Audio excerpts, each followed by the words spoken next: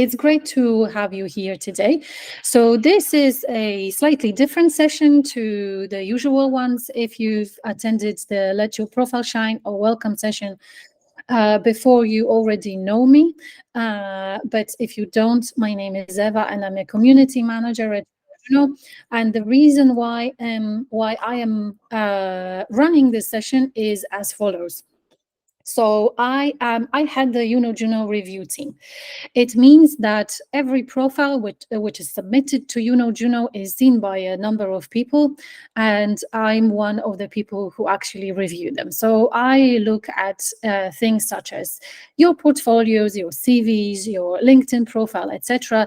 And part of my responsibilities is to make sure that the profile is up to scratch, that it is quite clear in terms of the information submitted, and that our clients, if they look at your profile on Juno, they will know more or less, or actually more than less, who you are, what you do, etc. So I thought that based on this, and I review about 60 portfolios slash CVs slash profiles a week, there is some information and there are some bits and pieces that I see in portfolios that are quite recurring. And I'm specifically talking about portfolios today, so not as much about Juno profiles, but your websites, your slide decks, etc. That it would be good to just share. So there are some things which are absolutely great, and there are some things which, well, let's say, could be made better. And I thought if I just share it with my favorite community, it might actually help you next time you are redesigning your slide deck or your page, or if you're just creating it now, it might be helpful for you to know what people are looking at. And there might, obviously, it really depends on the kind of end client or the person who's looking. My experience is both on the side of Juno, so I kind of just look at what kind of experience do you have and how much of it and in what area. But I also support sourcing for local projects. And what it means is that I'm Polish, and whenever we have the need for a Polish freelancer, because I know the language and I know the local market a little bit, I am also used as a resourcer for Juno, and that has also taught me a lot in terms of looking at CVs and looking at portfolios. And sometimes there are things that I really miss. So I look at that CV or that portfolio, and I think, I am really not seeing what you claim to be doing. And I thought, again, I am pretty sure that actually our candidates know all these things and do all these things. It might be that this information is just not presented in an optimal way. So I have made a list of 4 different types of mistakes. And we are going to start with probably the one that is the most common, which is one size fits all. So I called it this way. And spoiler alert, if you see at the picture, it's very rare that one size actually fits all. It probably fits no one, or it might just fit just one group or one type of target audience. And what do I mean by that? It might be a few things, but let's say that you are someone with a lot of experience, which means that you've worked with lots of different clients. It might be small local businesses, and it might be large creative agencies. That is actually great, because it means that you are very versatile, etc. But sometimes the perception of the client looking at your website might be that they might just not find what they are looking for. So imagine that it's a large creative agency looking at your website or your slide deck, and the first thing they see is something like your designs for local council. And with all due respect, this is great, but now imagine it's the other way. If I'm a small local city council or county council and I'm looking for someone to design my logo, and I go to the website of a designer and I see that they worked with Nike and Adidas and Google and whatnot, I might think, oh my God, what am I doing here? I am just looking for someone with experience with other county council, or maybe local vets, or maybe small local business. While a creative agency who's looking at your website and they see a local logo for a local vet might think, well, actually, probably this person doesn't have experience with large creative agencies. So in a moment, I'm going to talk about a tip on how to structure your portfolio in such a way that everyone, whether it's a small business or a large creative agency, knows how to find information. But the first bit that definitely comes to mind sometimes when I look at portfolios is that sometimes your web page might be just this big bucket where everything is thrown in with little structure, and structure would definitely help. And the other thing that I find in those one-size-fits-all portfolios are portfolios compiling work from different areas in one space. So I know we have a lot of talent in our community, and some of you do more than one thing. So it might be that you do both video editing and videography. You might be doing art direction and design. Or you might be doing something so completely different as design and, let's say, yoga teaching, or you have a little local business that is not related to what you do. And that is great if you have multiple talents, but sometimes, again, if your page is just an amalgamation of different projects without actually making it clear what you've done here, it might be a bit confusing to the client, for the client to understand what is happening. So what is it that you've actually done when you show them this absolutely wonderful video or this Vimeo reel? So did you edit those videos, or did you actually hold the camera? Or if you're showing them a great, let's say, Nike campaign, did you design the logo, or did you do the art direction, etc.? So this is also one of the things that I notice that can be quite problematic. So some tips when you redesign your page next is, first of all, think who's your ideal client. And it might be that you will have a few, but if you are targeting just one specific type of client because this is who you've been working with for ages, tailor your portfolio or your slide deck to show these work examples that they would find particularly relevant. So if you know that your previous clients have been Havas, Hogarth, Ogilvy, etc., and you would probably want your next client to be the same type of client, then probably these projects in your portfolio should take prominence. Again, if you rather target smaller businesses or startups or scale-ups, make sure that these are the things that they can notice in the first place. Or if you have done a little bit of everything, introduce some kind of subcategories and make sure that they have links. So whenever you actually send your portfolio to a client, you just send them the link to the work that interests them the most. So you can have something like local work, or work for creative agencies, or work for sports clients. So these subcategories, this is actually very, very flexible. It can be by the size of the client, it might be by type of the client, but it can also be by industry. So any kind of structure is, I feel, is always better than just having very, very random videos or images without any further context. And also, if you are a multidisciplinary person, make sure that the kind of work that you do is also pretty clear. So you can have a sub-page on just the video edits that you do, or the one on videography, etc. Or if you're a copywriter and you do, let's say, B2B or B2C, these are the things that potentially could be kept separately, or on separate tabs, or in separate places, or you can even have separate slide decks if you use a slide deck. In general, being specific always helps, but in order to be specific, you also need to know who you target. So if you target more than one type of client, perhaps having 2 different types of portfolios or 2 different areas which you share, this is always really helpful. Another type of, well, I wouldn't call it a mistake, but something that creates a lot of vagueness and confusion is what I call a royal we. And I don't know if you ever heard the term. This is what some royals do when they refer to themselves. So instead of saying, I would like to have a coffee, they would say, we'd like to have a coffee. And this is what I also see in some of the portfolios. It's the lack of clarity as to what you have actually done. So very often, and I have to say, this is more, I can see it more in those profiles that don't get accepted to Juno.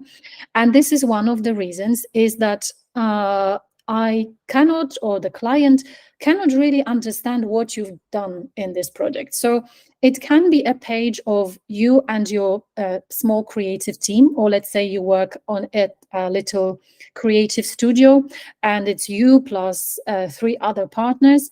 And then you say on your website, we have done this, or we have art directed that.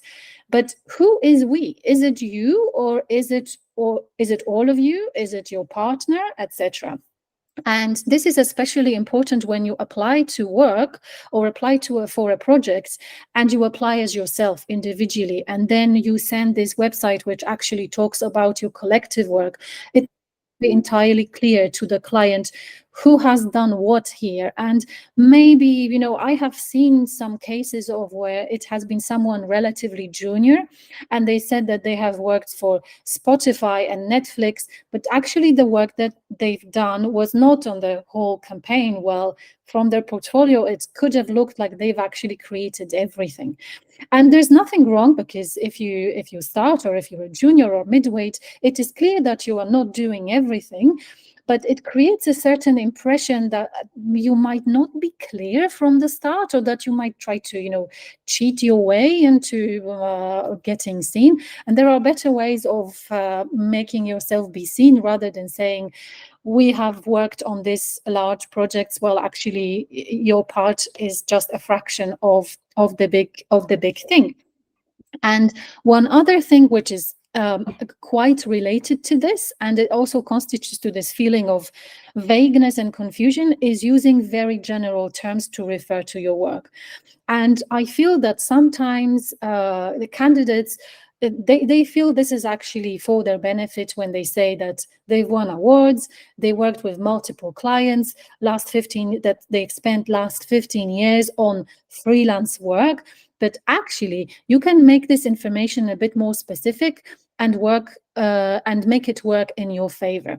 So a few things here to make sure that you actually present your work really well is to be clear and be honest. So if, let's say that you create some type of branding, did you create it from scratch on your own, or were you asked to contribute to just a part of it? Make it clear, because it might actually work in your favor. Again, think about a situation when someone is looking for a freelancer who is actually not that senior. And they might think, if they see that you've worked on this huge campaign, multi-million campaign, and they might think, this person, actually, I am not looking for someone that good. Maybe they are just looking for someone who has done something very, very specific. So this can actually help you.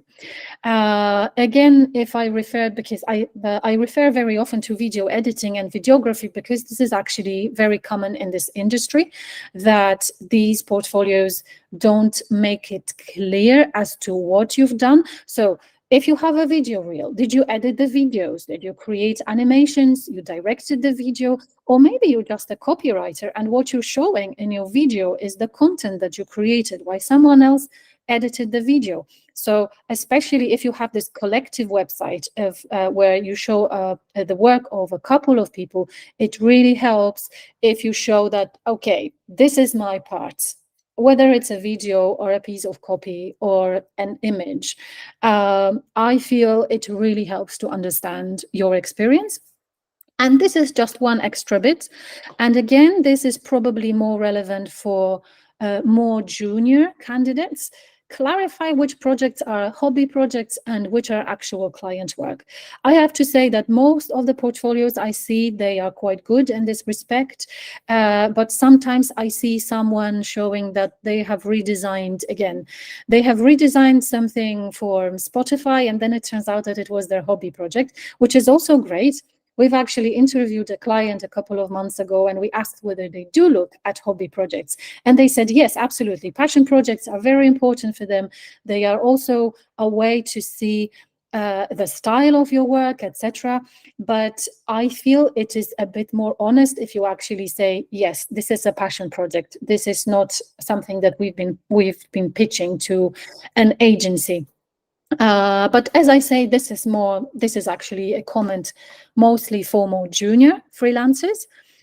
And one other tip that I would give here is mention the most important clients by name, list your awards. So in order to avoid phrasing such as multiple clients, freelance work, it really, really helps. And I've mentioned it before, if you attended Let Your Profile Shine session, for example, that specific names always help. So it's great to say that you're a freelancer with 15 years experience, but actually you can say that you are a freelancer working for X and Y and Z, or working within this industry. So make it more specific, because anything that reduces vagueness reduces confusion. And in turn, it reduces the time the client has to spend thinking of whether this person is really good for me. The next type of portfolio mistakes are portfolio fortresses. So how do I get in? And there are a few things here. The first one is, if it's not really a portfolio, it might be, let's say, a Vimeo reel or a Behance page, etc. And these services usually have different layers or different levels of protection, or levels of public access. And one thing that might actually not work in your favor is if you set it to the kind of privacy level which requires the client to log into this service. So I see, especially with Vimeo, I see it a lot.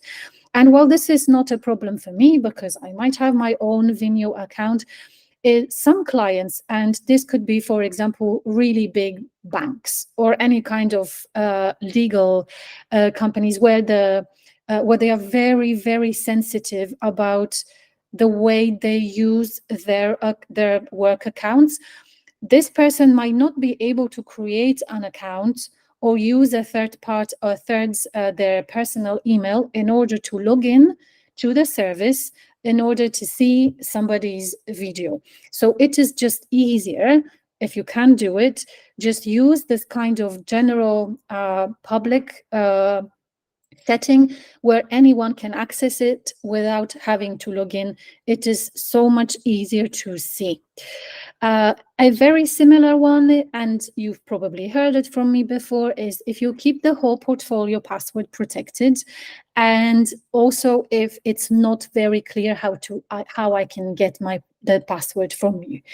So sometimes I always encourage Juno freelancers, especially, that if you do have to keep it protected, at least put the password in your bio section, because if a client looks at your portfolio and it's blocked, and they're blocked effectively because they have to add the password and the password is nowhere there, they have to email you, they have to wait for your reply, then they have to put the password in, and it just delays the process. And if they are really pressed for time and they have 20 other applicants waiting, and they all have publicly accessible portfolios, you are actually not putting yourself in the queue, you are delaying the process.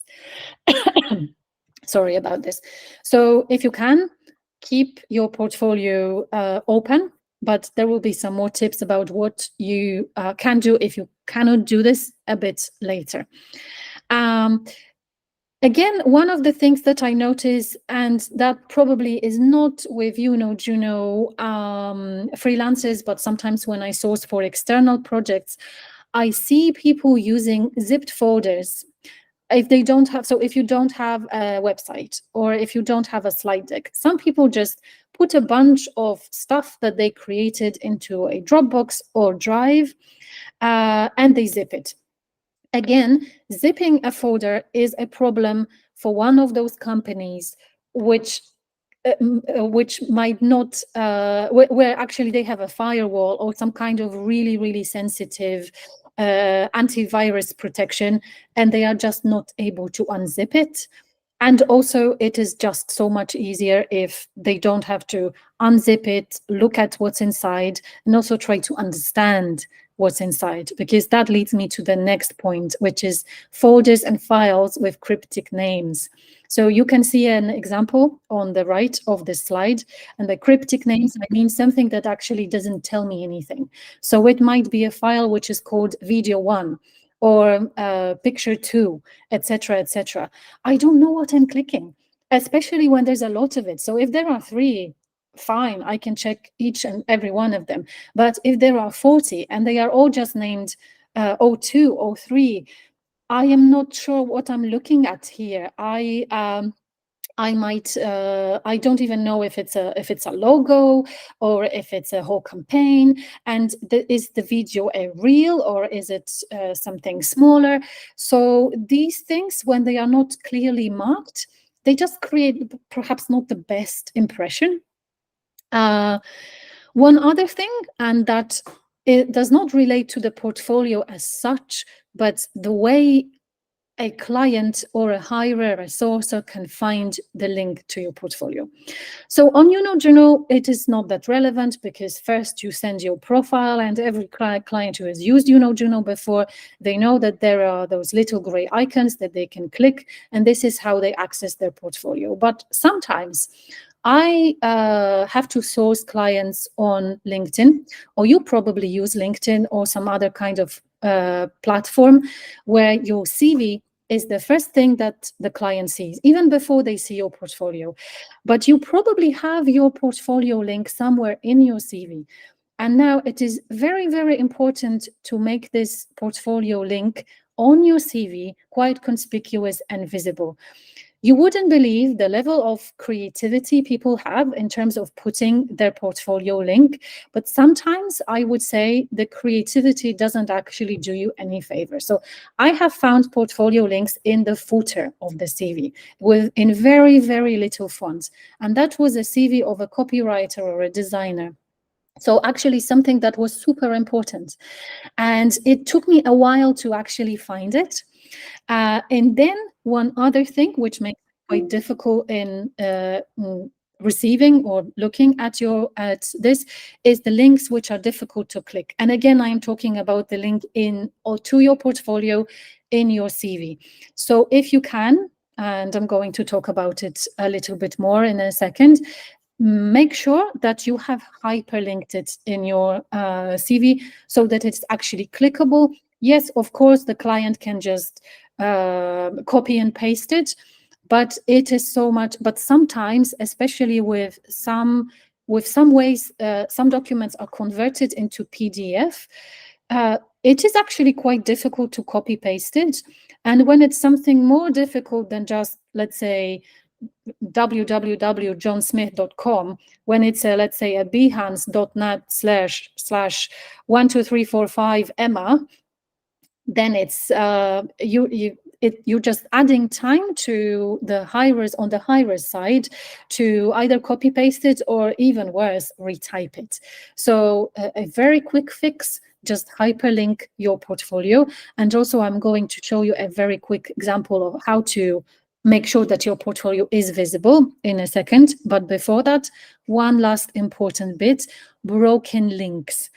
And if you haven't updated your CV or your Journal profile or any kind of document that you send to people, make sure that the link there is actually working. Very often, domains expire. I see it all the time. I click on a CV that someone has sent to us yesterday, and I click that link, and it says the domain has expired. There is nothing. So I can just keep on knocking at this virtual door and I will get nothing. So make sure that you do check your links and that they are not broken.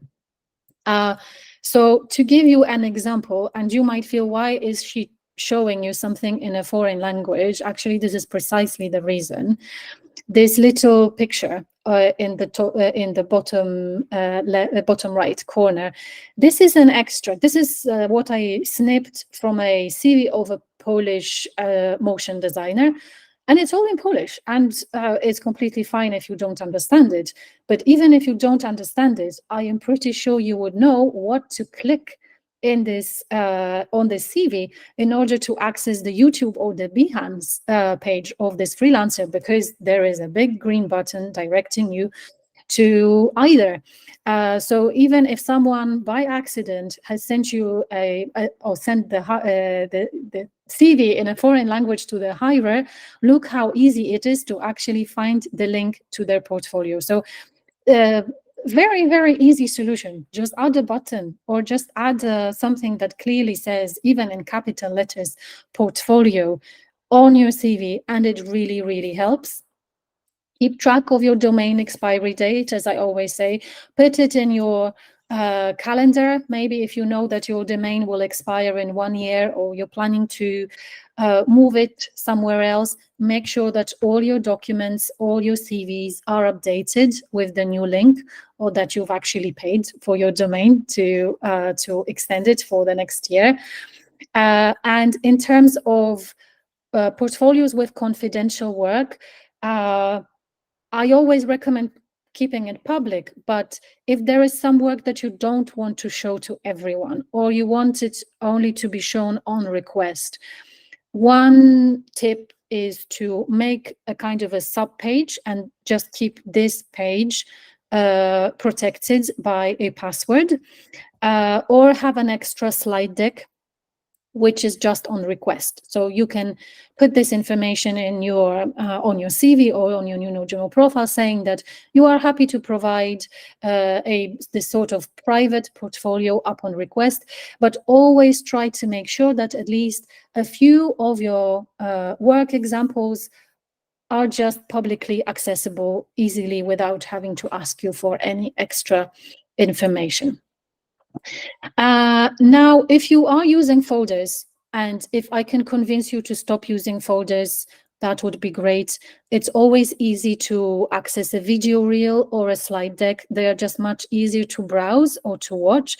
But if you do want to use folders on Dropbox or on Google Drive, make sure that they are clearly marked. So mark them by the type of work. Again, it's the same as if it was just a website. Say that in this folder, you keep your motion design projects. In this one, it's your video editing. If you're a copywriter, it might be your B2B work is here. Your B2C work is there. You might also create some other kind of structure. So you can introduce folders by brand name. So let's say Google here, Yahoo there, etc., etc. I'm sure you know what I mean. But any kind of structure is better than just one big folder with random names that don't tell the client anything. The last type of mistake that I want to talk to you about is a portfolio maze. So this is when I get in, it's easy, no passwords, but when it's actually hard to find what a client or a hirer is looking for. And there might be different reasons for this. One is what I call an overdone design. So if you use a lot of animated elements, fancy fonts, and something that I see quite often is when I go to this absolutely wonderful website, and I have a cursor which is a size of a big bubble, and when I try to scroll and go through the website, and I did see a couple of those, I just didn't want to show you an actual example, because I thought, what if I actually have one of those people who this portfolio belongs to? They wouldn't feel very nice if I showed it as a bad example. But it is actually, whenever you add too much, it just distracts from seeing the actual work. And sometimes it is actually even difficult to click on the right thing, especially with all those fancy cursors, etc., which obstruct the view on what I'm actually clicking. This is not a deal breaker, But this is just something, sometimes just making things simpler make things easier to use. And also make sure, this is one big tip, test your website. So if you have created it, and even if you added all those nice elements to make it feel more wow, test it on mobile and on desktop, and test it in Chrome and Safari and compare the results.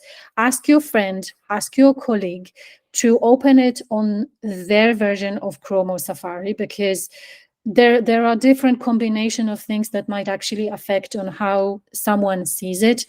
It might not only be their browser, it might be their browser plus their operational system. So whether it's Windows or Mac, it does affect things actually.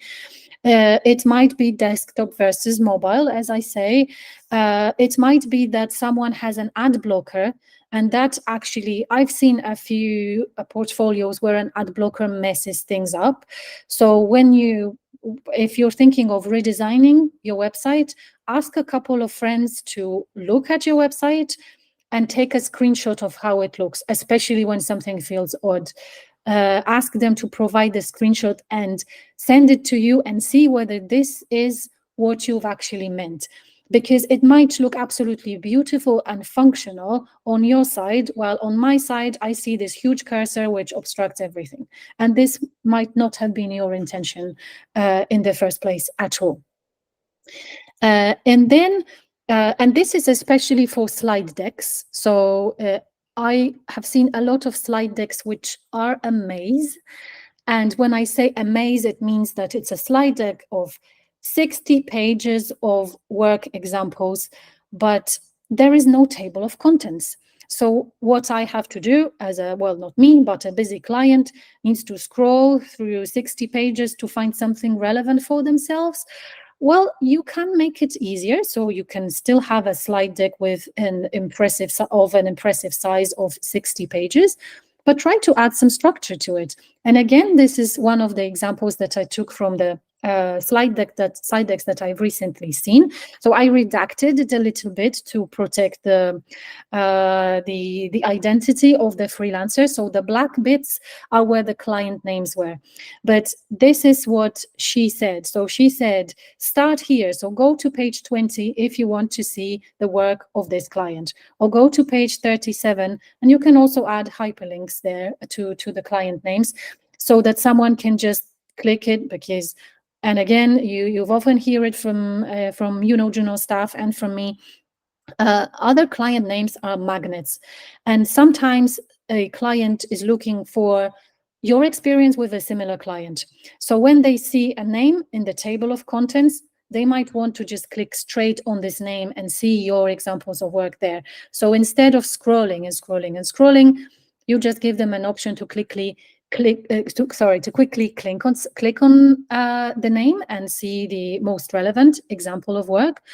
And also, especially if your slide deck or your page is huge because it contains 15 years of your experience, remember about the recency and primacy rule.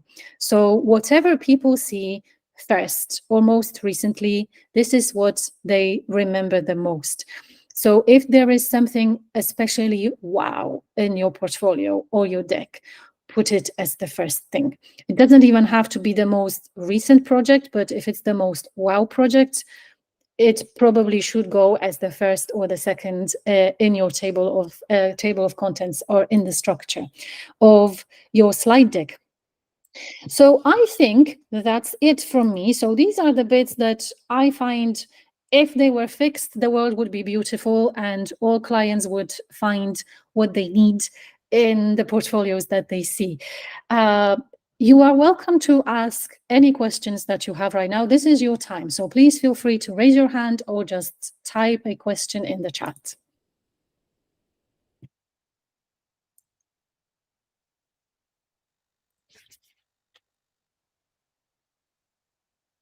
Yes, Jim. Yeah, I was wondering, what for the point about clarifying the hobbies versus the passion projects. I think you mentioned that it's about like being honest about what is a hobby and what is a passion project, and kind of reducing the vagueness about the differences, but does it affect like from a client's perspective, like how they would view a potential uh, contractor, like if they thought something was a client project at first, but it turned out to be a passion project, like could that vagueness actually like affect like whether or not somebody would want to hire a freelancer? So I think it's important in the situation where, so your style of work, I think it is pretty clear even from a passion project. But what sometimes the clients are after are also the kind of experience that you, or kind of interaction that you had. So to give you an example, let's say that you worked on a passion project for Adidas, right? So actually not for Adidas, but you created a passion project, which would be a redesign of Adidas brand. Now, the way it's there's a difference between you putting all your efforts into this project. Great, it shows your style. But for example, it doesn't show that you have in-agency experience working for a sports brand. So what is not clear from this is whether you had a stakeholder, whether you had a client. So it's clear that the skills is there, but sometimes the clients, especially in-agency clients, they are looking for in-agency experience. Maybe I wasn't very clear explaining that. So they will be looking for, so if you put a passion project in front of them, they might think, yes, you're great, the style is definitely there, but does this person know how to work in an in-agency environment? Or someone may be, a client, and in-house client. Would this person know how to work in-house? So these are the things that, this is why it's important to mention. So it's not only about what you create, but also about how you work and who you work with. So this is why this honesty is quite important. But as I said before, we actually did ask a couple of clients on our previous Q&As whether they want to see passion projects, and they said yes. Just make it clear that it is a passion project, because it's also this interaction that's important for them. And they want to see whether you have worked, how you've worked on this project before, if that makes sense. Yeah, that makes sense. Thank you for clarifying that for me. You're welcome. Okay, we have a question from Simona. Yes, Simona, I recorded it, so we will put it on Juno on in the Freelancer Hub next week. Please expect it around Thursday. There will be a delay because I'm going on holiday, so I will not manage to edit it. But on Thursday, it should be there, so you can rewatch point 1 and point 2.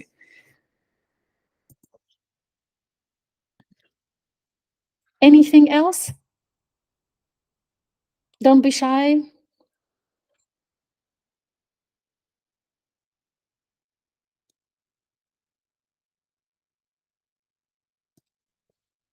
If you ever remember anything, you can always contact me at community@juno.com. Great to hear that you found it helpful. By the way, whenever I have time, I am always happy to give mini audits. And I don't always have time, but sometimes I do. So feel free to reach out to me on Slack or send me your Juno profile link. And I'm always happy to have a look and share some insights into how something feels when you look at the either the CV or the portfolio or the profile. Thank you very much. Have a lovely afternoon, and hope to see you at another Juno event.